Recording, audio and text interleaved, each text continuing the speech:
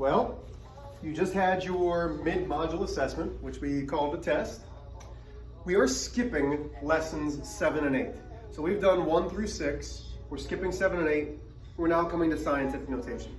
So we need to go back a little bit and review. So let's first off figure out what some of this means. So this is where I would have that separate piece of paper out, put lesson 9, scientific notation. The first thing that I want to show is 1 times 10 to the second. So what really happens when I have 1 times 10 to the second? Well, we know, first off, I don't like using x as a multiplication, but you'll see that a lot, so I'm going to leave it. So 1 times, what is 10 to the second? Well, that's really 100. 1 times 100 is 100. So if I have a number times 10 to the second, what's really happened is that's truly 1 0/10. So I have moved my decimal place 1, 2 bunny hops to the right. So when my exponent is positive, I'm moving that decimal to the right. Well, what happens when we have 1 times 10 to the negative second? And this is where we need to review a little bit. So what this truly means is 1 times 10, which is really 1 over 10 to the second. Why? Because we don't want to have that negative exponent, right? So we make it a positive in the denominator. So that becomes 1 times 10, 1/100th. Well, that's 0.01. If I actually multiply that across, that's 0.01. Well, what's truly happened when we have a negative exponent? So remember, it's 1 0/10. That has bounced that exponent, or that decimal, 1 space to the left, 2 spaces to the left. When we talk about these exponents, especially when it's in the base of 10, 10 to the second, 10 to the 12th, 10 to the 150th, we're talking about moving the decimal place. Even if it's a whole number, such as 1, the decimal is still after it. Could you have something like 0.34 times 10 to the 5th? Well, sure. What that means is, this is really 0.34 times 10, so that's going to be 1, 2, 3, 4, 1, 2, 3, 4, 5. So that means I'm moving this 1, 2, 3, 4, 5. So that's going to give me 3, 4, 0, 0, 0. That gives me 34,000. Okay? So this is how we start to learn how to manipulate with the base 10 exponent. So scientific notation. Scientific notation talks about something that's extremely specific. They say a positive finite decimal s is said to be written in scientific notation if it is expressed as a product meaning multiplication, of some number d times 10 to some exponent, where d is a finite decimal. Listen, d needs to be a number. That number can be 1. Okay, d can be 1, but d has to be less than 10. So does 9.99999 work? Sure. Does 10 work? No. Does 110 work? No. For it to be written in scientific notation, d can be 1. Can it be less than 1? No. Can't be 0.9. Has to be at least 1, but less than 10. So when we look at this first example, it says absolutely nothing. It says, are they written in scientific notation? So one more time, there's 2 things that we want to know. This number here, this d, has to be at least 1, but less than 10. And it needs to be a product. Product meaning multiplying. Okay? So when we take a look at these exercises, I want you to take a look at all of them. And it's going to be a yes or no are these in scientific notation? Why or why not? And this shouldn't take very long, but really, there's two things we're going to look for. We're going to look for the first number, and we're going to look for multiplication. So, immediately, let's look for the ones that don't work. Okay, at least one less than 10, good. That's 0. 0 point. This is no. Because it's less than 1. Okay, 7, good. Wait a minute, look at this. This is a plus sign. No, not a product. So far we know that these are not in scientific notation. 18, I know it has to be at least 1 less than 10. 18 is greater than, So no, 18 is greater than 10. 8, okay. So now, why are the rest in scientific notation? Yes, D is less than, or is, try this again, D is greater than or equal to 1, because it has to be, and it's a product. So this is the number that we are concerned about, the number in front of the decimal. This is the number that we're concerned about. Yes, it is less than 10 and at least 1. It's also a product. How about this one? It's just 8. Well, from those examples that we started off with, we know that really this is 8 and 0/10. The D is 8. 8 is between that 1 and 10. So yes, this works and it's a product. Being able to tell, hey, is this in scientific notation is extremely, extremely important.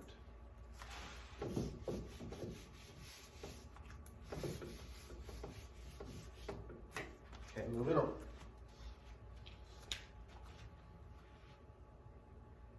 Yep.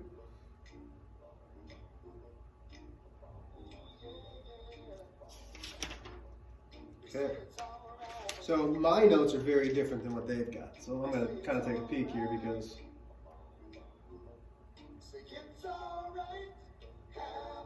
skips a bunch. How did it go to exercise 7 from, oh, you know what? Whatever. We're going to make it work. So what we haven't done is learn to write anything in scientific notation. Okay? So what is the sum of the debts of the 3 most populous states? Well, what has the most populous, meaning the most people? So California, New York, Texas has the largest population. Okay? So first off, let's start with California. We want to take this and make it into scientific notation. That means that somewhere in here, we need to place a decimal so that our first number, our D, is at least 1 but less than 10. Which means we need to place that decimal between the 3 and the 8. Why? Because now D is 3 8/10 times 10 to the something. So here's what we do. When the number is larger than 1, 38 million is much larger than 1. When the number is larger than 1, we're counting to the right. Our decimal is between the 3 and the 8. How many other numbers are there? So we count. 1, 2, 3, 4, 5, 6, 7. So this is 3 8/10 times 10 to the 7th. Because if I were to give this, I'd have to move that decimal to the right. When it's a positive, or let me try this again. Yeah. When it's a positive exponent, we're moving that decimal to the right. Okay? So try this one on your own, pause me, see if you can place the decimals correctly and get the correct exponents. Again, I know that I have to have at least 1 but less than 10. So it starts off as 1 9/10 times 10 to the. So if it's here, I count 1, 2, 3, 4, 5, 6, 7. 1 9/10 times 10 to the 7th. Last but not least, we put it into the 2.6, so we have 2 6/10 times 10 to the 7th. So now we have them in scientific notation. Oh man. But that's population. We're going to need those, but it wants the sum of the debts. So, we're going to do the same thing. Do it a little bit quicker. So this time we have 4 point. So it's going to go here. And now I have to keep all of the other numbers. So as soon as it's in something that's not a 0, I have to put it. So it's 4 and 0, or 4 700 times 10 to the 1, 2, 3, 4, 5, 6, 7, 8, 9, 10, 11 times 10 to the 11th. 3 and 3700 times 10 to the same number, 11th. 2 and 7600 times 10 to the 11th. So now I've got the sum of the debts. There's my numbers. So how am I going to add these? I'm going to say 4 and 700 times 10 to the 11th plus 3 and 3700 times 10 to the 11th plus 2 and 7600 times 10 to the 11th. When I'm adding scientific notation, as long as the bases are the same, we can factor those out. So really what I have is 4 and 700 plus 3 and 3700 plus 2 and 7600 times 10 to the 11th, because they're all getting multiplied by the same number. That's the factoring portion. So now when I add these together, I'm going to get, let me run and get my calculator. I thought I had one, and I did not.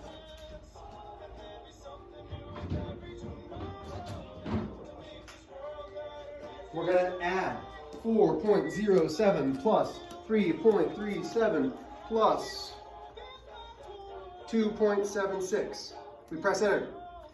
And this gives me 10 and 2/10 times 10 to the 11th. Now, my question is this in scientific notation? And if you're shaking your head no, you should understand why not. This is not in scientific notation because this needs to be 1.02. Well, we still have times 10 to the 11th, but by moving this place over here, we've added one more 10. Okay, because if I multiply this by 10, it becomes 10.2. So now I have 1.02 times 10 to the first times 10 to the 11th. We're almost there. We learned in the earlier part that if we have like bases that are getting multiplied, we add the exponents.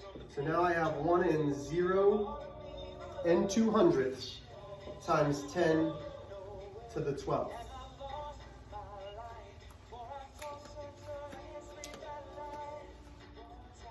Okay. So, go down to exercise 8. I'm not going to move this, but exercise 8 says, what is the sum of the population of the 3 most populous states? So now we're trying to find the sum of the population. So we're going to do the same thing in essence. So pause me. Use this information. We're doing exercise 8 now, so I don't care about this question. So don't worry about this. We're doing exercise 8. Okay? Add those up for me. Go ahead. So we have 3 and 8/10 times 10 to the 7th plus 1 and 9/10 times 10 to the 7th plus 2 and 6/10 times 10 to the 7th. So really that means I can take these 3 numbers and add them. So now I've got, the reason that I can do this is they all have the same exponent base. 3 and 8/10 plus 1.9 plus 2.6 gives me 8 and 3/10 times 10 to the 7th. Do I need to do anything to that? No. Why? Well, in this case, I need to do nothing because it's already in scientific notation. already in scientific notation. Okay, so while we're here, let's keep looking. Let's make these into scientific notation because I'm going to leave this up here for us. This is 6.9 and 1, 2, 3, 4, 5 times 10 to the 5th. This is 6 and 2600ths times 10 to the 5th. This is 5 and 7600ths times 10 to the 5th. So now I have my smaller states. It asks us in letter B, what is the sum of the population of the smaller states? So let's go down. I'm going to leave those 3 up there.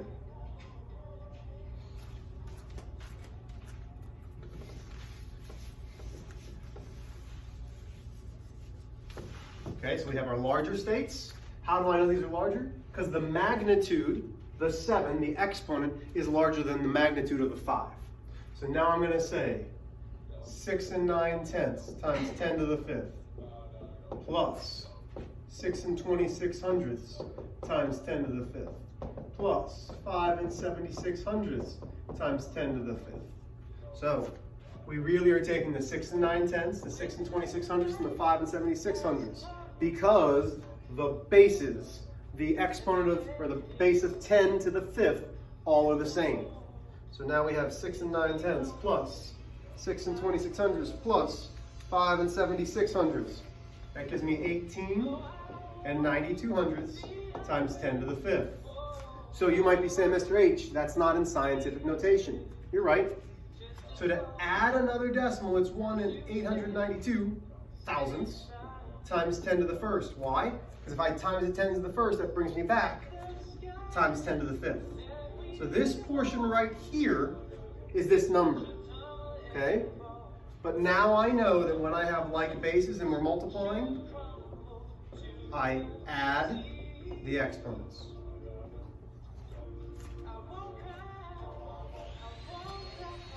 Okay. So we know that our 3 largest from our previous answer was 8 and 3/10 times 10 to the 7th. We know our 3 smallest are 1 and 892 thousandths times 10 to the 6th. That brings us to our third and final question, which says, how much larger is the combined debt of the 3 most populous? Oh, it's talking about debt again. Oh no. That's not it. Where's the question? Oh, shoot. No wonder. There we go. Approximately how many times greater is the total population of California, New York, and Texas compared to this, the 3 smallest? How many times greater? So if we're trying to figure out how many times greater, this is a division problem because we need to divide these to figure out how much, what ratio is bigger. So now I take 8 and 3/10 times 10 to the 7th, and I divide it by 1 and 892.